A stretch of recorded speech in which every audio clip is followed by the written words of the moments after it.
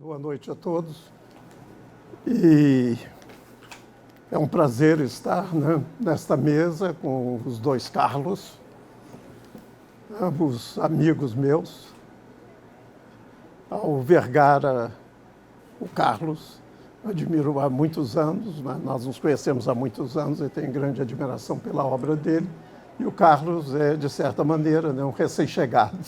Nós nos encontramos no primeiro livro, Na Pureza do Sacrilégio. Eu tive o grande prazer de fazer o prefácio. E agora nos reencontramos num livro um tanto mais pesado, né, um tanto mais duro, um tanto mais difícil também de ser aproximado. O Carlos teve a péssima ideia de me pedir para falar um pouco sobre o livro. Há tantos tópicos, né, sobre os quais a gente pode discorrer, no caso da poesia em particular, né, quando atravessamos um período tão difícil quanto este que nós passamos. Mas eu sempre fui um menino disciplinado. Então aqui estou eu para tentar falar, né, algumas coisas sobre o livro do Carlos, que é um livro admirável. E eu fico muito satisfeito, Carlos, fiquei muito satisfeito ao ler esse livro, porque eu acho que eu não tinha errado tanto no meu prefácio. Eu tinha detectado no seu livro anterior uma preocupação muito grande, né, com a retórica, com uma estrutura retórica, com delimitar os tópicos através de quê? Através de opostos. Aqueles opostos se conversam, por assim dizer, na sua poesia. O próprio título, né, Na Pureza do Sacrilégio, já são dois opostos, né, que conversam. A pureza, não é, aquilo que é imaculado, etc., não é, a brancura, e o sortilégio, obviamente, é a maldade, o mal, etc. E eu chamei a atenção lá, não é, que você tinha uma preferência muito grande por uma figura retórica, né, que é o oxímoro. A palavra é grega, né, o oxímoro, mas dizendo um verso de Fernando Pessoa, acho que todos nós nos entenderemos. O verso é retirado de um poema de mensagem de Fernando Pessoa, que é um poema sobre o Quinto Império. E eu faço questão de insistir sobre o Quinto Império, porque a gente vai voltar a falar um pouco sobre isso. O Quinto Império, não é, que é aquela visão, né, de um Portugal que tinha se tornado decadente a partir de 1580, a partir da morte de Dom Sebastião, mas que Dom Sebastião estava vivo, voltaria e conduziria Portugal ao Quinto Império. Não é isso? Então, a frase, o verso de Fernando Pessoa é lindo, né? O mito é o nada que é tudo. Portanto, né, esse é o melhor exemplo de oxímoro que existe na língua portuguesa. O Roman Jakobson, que é um grande linguista e crítico literário, né, ele fez uma belíssima análise desse verso como oxímoro, como uma estrutura retórica, né, uma estrutura retórica nada bem interessante para se compreender também a questão no primeiro livro do Carlos, que é o fato, né, de que tem um valor positivo, né, negativo, o mito é o nada, e, ao mesmo tempo, um valor altamente positivo, que é tudo. Quer dizer, então, esse jogo entre o nada e o tudo, aparentemente, não é tão gratuito, porque, de repente, o que é negativo é controlado pelo que é positivo. Quer dizer, no fundo, há uma positividade muito grande no mito, não é? E que transparece, não é, na estrutura retórica do seu livro, como eu procurei analisar naquele momento. E, de repente, eu me dou com melancolia, né? E melancolia é a mesma coisa. Quer dizer, a melancolia, né, tem boas leituras, né, modernas, que são de Walter Benjamin e de Freud.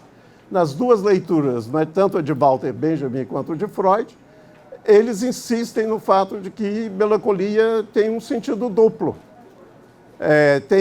Se você pega Freud, né, que fica mais fácil, de um lado a melancolia, né, é uma forma de psicose maníaco-depressiva e, por outro lado, né, o delírio de grandeza.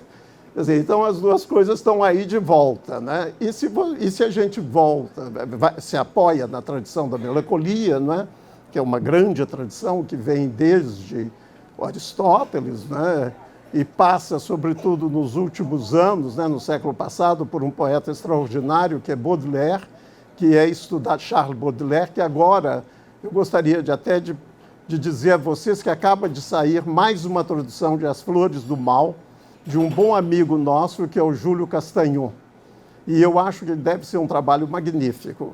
Eu até vou ler depois um pedacinho de uma tradução dele, só para abrir o apetite de vocês para Baudelaire. Mas em Baudelaire, não é?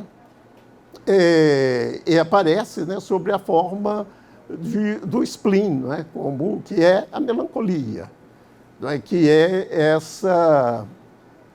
que na sua forma, né, aristotélica era a bilis negra, né? A bilis negra que tanto aponta, né, e de novo, tanto aponta para a tristeza, para uma visão, não é? Uma visão muito pessimista de vida, quanto também aponta, né, para um pensamento visionário. Quer dizer, um pensamento que acredita, quer dizer, aí eu me lembro muito de Murilo Mendes, eu acho que isso está muito claro em Murilo Mendes, né? Uma certa melancolia e, ao mesmo tempo, né, esse lado visionário, né? No caso de Murilo Mendes, católico, né?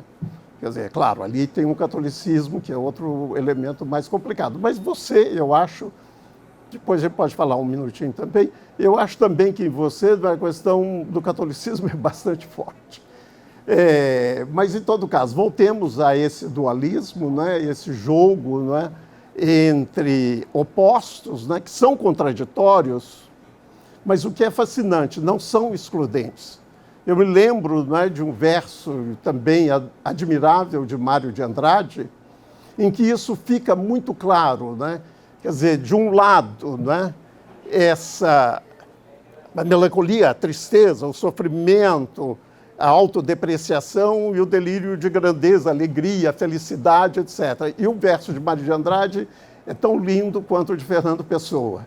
A própria dor é uma felicidade. A própria dor é uma felicidade. Por quê? O que Mário de Andrade, todos esses poetas estão querendo, e o Carlos, inclusive, estão querendo que a gente pense, que a gente abandone a convenção de pensar aos pares.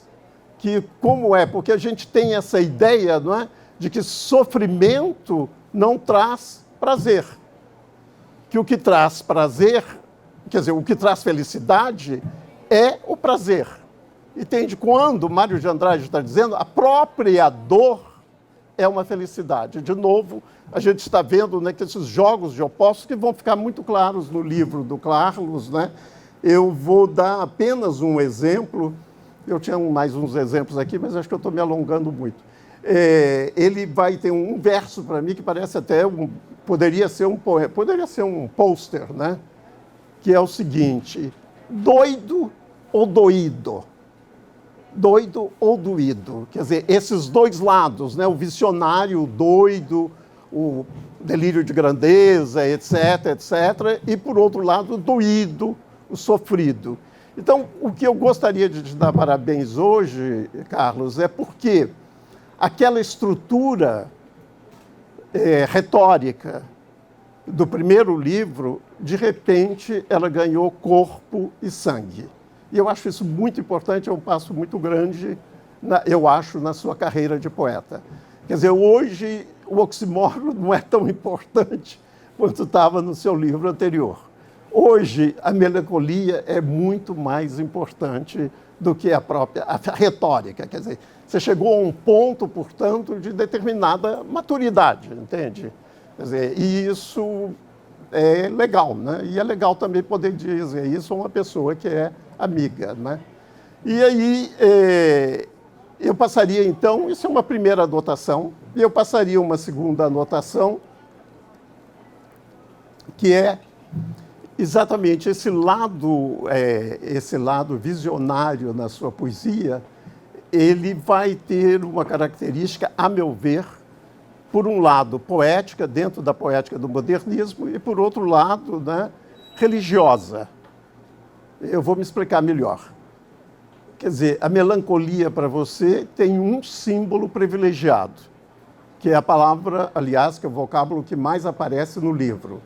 E você me ajudou lendo um poema intitulado A Pedra. É a pedra. E então essa pedra tem uma tradição lindíssima no modernismo brasileiro, e você também está incorporando algo a essa pedra, que todos conhecem, obviamente, o poema de Carlos Drummond de Andrade, tinha uma pedra no meio do caminho, né? É essa pedra, não é, que lembra o início também, não é, dos poemas da Divina Comédia, não é? Que de repente, né, quando você chega à maturidade, né, você se depara com algo que é um enigma. E em Drummond, esse enigma, e em você também, é a pedra.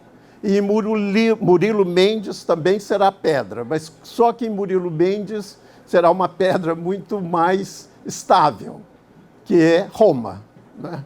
É a pedra que é, ao mesmo tempo, o quinto elemento, como ele vai dizer, e o quinto elemento é exatamente essa pedra. E essa pedra é Roma, quer dizer, obviamente, para quem é católico, né? A estabilidade, né? E no caso de Drummond é mais um enigma, é esse claro enigma, né? De que vai ser, que vai dar uma tessitura e uma densidade enorme àquela pedra dos anos 30, a um embrulho que também, num determinado momento, é um poema lindo de Drummond, que ele carrega um embrulho, mas ele não sabe o que está dentro daquele embrulho, o enigma, o que é aquilo que está dentro do embrulho, e finalmente um poema que se chama O Enigma, e que é uma coisa. Ele se depara um dia com uma coisa, e ele não sabe o que é aquela coisa. E finalmente, né, vai ganhar uma plenitude extraordinária no célebre poema A Máquina do Mundo. Quer dizer, a Máquina do Mundo, ele caminhava, né, o poeta caminhava por uma estrada de Minas quando depara com a Máquina do Mundo. E essa A Máquina do Mundo, ela se abre para ele e ele tem acesso ao saber. E então, o que eu acho bonito no seu livro é que a melancolia ganhou um símbolo muito bonito, e eu acho que eu já estou abusando de vocês, então eu vou me permitir mostrar, né, como esse símbolo é tão atual, também, além de ser um remeter a várias alusões, que poderíamos continuar aqui ad infinito, né, porque todos esses tópicos são tópicos complicadíssimos, mas eu vou evitar a vocês esse dissabor e ler, né, o poema que se chama O Rolar da Pedra, e que eu acho que, ao mesmo tempo, se refere a um tópico, né, que vem desde Aristóteles, que se refere à poesia contemporânea brasileira e que se refere ainda, né, o tempo que nós estamos vivendo. Então, eu vou dar a palavra a você, porque a minha é mais chata.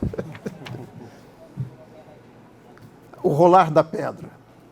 A pedra que percorre o Rio de Janeiro iniciou seu percurso na fonte, pedra na banda podre que se espalha na escuridão com tiros. Bombardeios, sacrifícios, crianças armadas de neblina, tiro no escuro, furo que do alto do morro ninguém acerta, ninguém vê ou alerta.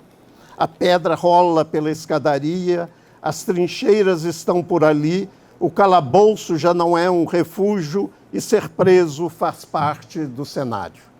Pedra que vira manchete de revista, pedra que está no pó, no centro do morro, pedra sem horizonte, pedra de coca, pedra de crack, pedra na pedra. É dura essa vida tão curta, criança que já nasce armada, pedra que corre e se esconde, vai de um morro a outro, como se voar fosse nada. Pedra no dentro da madrugada, madrugada no dentro da pedra. Pedra que brincar desconhece, pedra em escola não vai, pedra aviãozinho, pedra no asfalto, pedra na maré, pedra na Rocinha, pedra no Leblon, pavãozinho. Rola essa pedra na margem, já que a tangente é nada, essa viagem é curta, abrupta, pedra na jaula jogada, pedra. A pedra não vacila nem nada, a pedra fica espreita, atenta, intocada, é ríspida. Foi assim que foi criada, sabendo do entorno curto ou do entorno longo, nada além do previsível, a pedra se acalanta com sua amada, amada essa que é pedra, pedra com pedra, que faz nascer pedra. Assim, tudo fica como é, como era e como está. Pedra na guerra, pedra rolando, pedra para lá, pedra para cá, pedra.